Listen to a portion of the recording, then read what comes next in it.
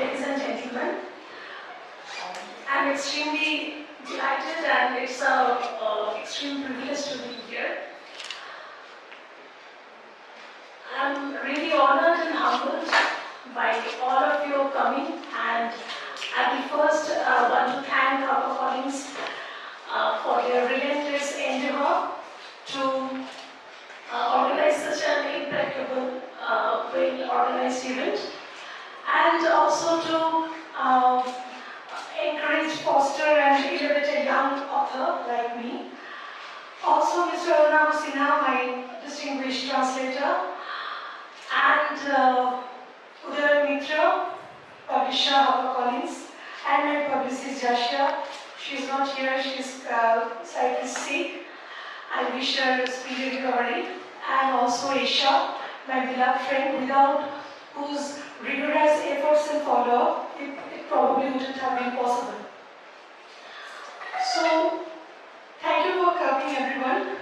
Generally, an author's contemplation consists of what is in the book. I will also follow this tradition. However, I will also like to take this opportunity to share a few of my musings and thoughts around about the Bengali literature, contemporary Bengali literature, readers nowadays, and my literary journey henceforth in a very, very upbeat version, not to worry. So, as far as I can remember, it was a hot and torrid summer afternoon of 2018.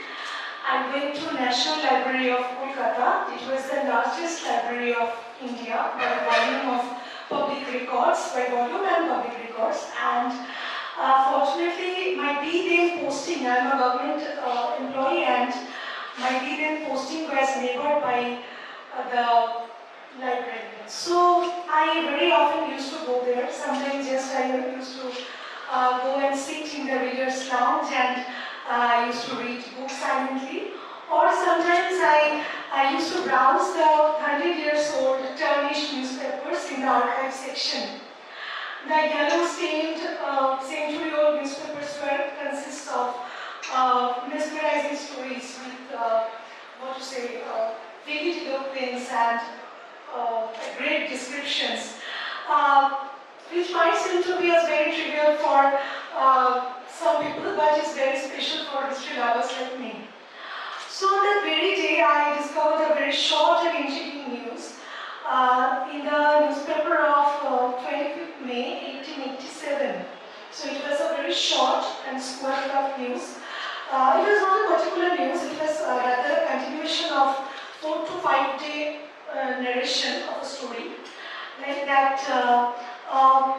magnificent and a gigantic steamship, Sir John Lawrence, sailed from Calcutta, and it was going towards Puri, the Eastern India pilgrimage. So that day, that was the only transport route from Calcutta to Puri. No railway tracks, no other tracks, only through walk by forest or through the waterways. So due to the lavish and due to the very luxury amenities, the steamship created a buzz in the town. Not only the town, it created a buzz in and across the country, and the affluent population got very much attracted. And most of the Hindu Orthodox family women who used to go to Puri every year as a pilgrim, they booked the ticket very eagerly, and very soon the tickets were sold out. The tickets were very high priced, and the ship company, the Macmillan and Company, they were smart enough not to lose the opportunity, and so very soon the ship got beyond its capacity. And destiny had something other stories for the infected people. The very next day, horrific and tremendous cyclone came and just devastated the ship, just devastated the ironclad with an overloaded vessel to the sea floor, and the entire 750 people were died. And but as the ship company, the Macmillan Company was a British company, as they were the villain and the victim were the natives, the news didn't make any headlines, and just a few small stories like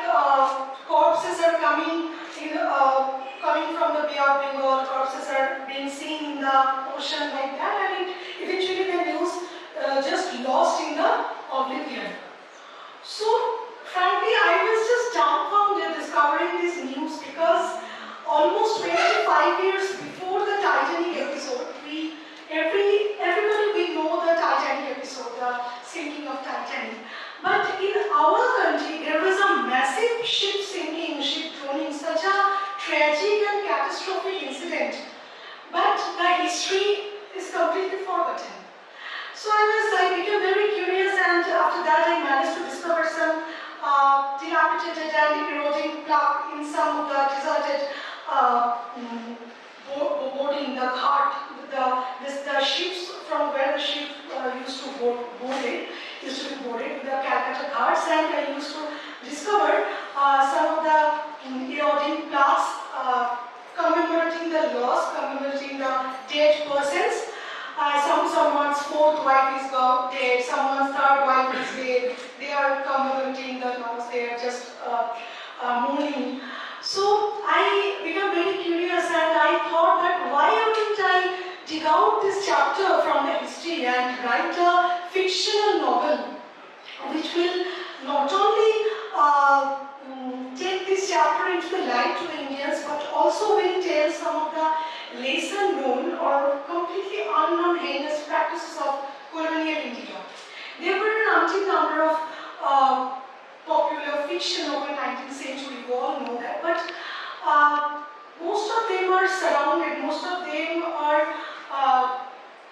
about some few popular topics only.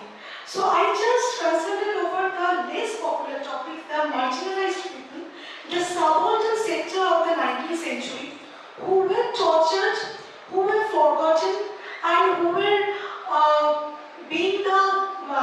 were being victimized, like the indentured laborers, the lacks of lacks of normal poor people were deported to Latin America. Just the British used to provoke them for any kind of in lieu of lucrative jobs, and they went there and they never came back. So like this kind of number of very lesser known incidents, like 8 to 9 years old girls were getting married, and they were getting tortured by the husband as a course of marital rape. The age of consent was not being passed due to the adamance and due to the protest from the Orthodox Brahmin families from the Hindu community. So I thought to write a novel which will explicitly talk for them, explicitly talk over them, the subalterns, the marginalized people of the 19th century, through some of my characters who were mutineers in their sense. Mutineers does not necessarily mean that they have to carry the weapons or something. They are Protestant, they are rebel in their sense. So that is all about my novel. I will be highly obliged if you kindly go through the novels once, because Ornavoda translated it beautifully, keeping the essence intact, and also there will be two benefits from my side. One, that you will also get to know some very heinous practices of colonial India, and a very heart-wrenching story which eventually talks over the enlightenment of women, empowerment of women. And the second is Harper Collins also will be interested to do some of more works, my more works. That will be beneficial for me. So this is really a matter of joy that this is a very getting thing that here readers are crowding to get author signature, and indeed in these video games, OTT and reels around the world, still readers are reading. And in our West Bengal, trust me, there are amazingly some authors are doing amazing works. They are writing over the global issues, emotional novels, thrillers, roller coaster rides of turmoils, but as being the regional language, due to the limitation of the readers, due to the limitation of the population, they are not coming into the adequate highlight they should be into.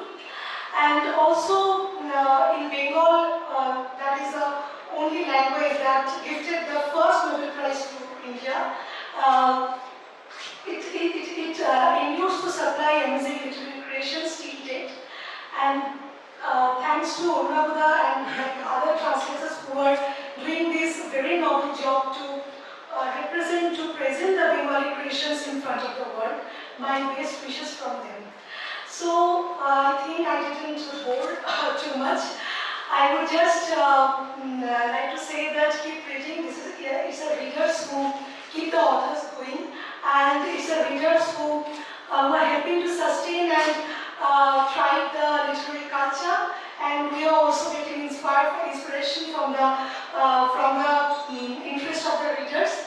And please reading and please inspire the future generation, inspire the children to read, because whatever entertainment, considering the influx of the faster modes of entertainment nowadays, whatever entertainment may come, reading will remain the best education, the best entertainment, and the best escape. Thank you very much.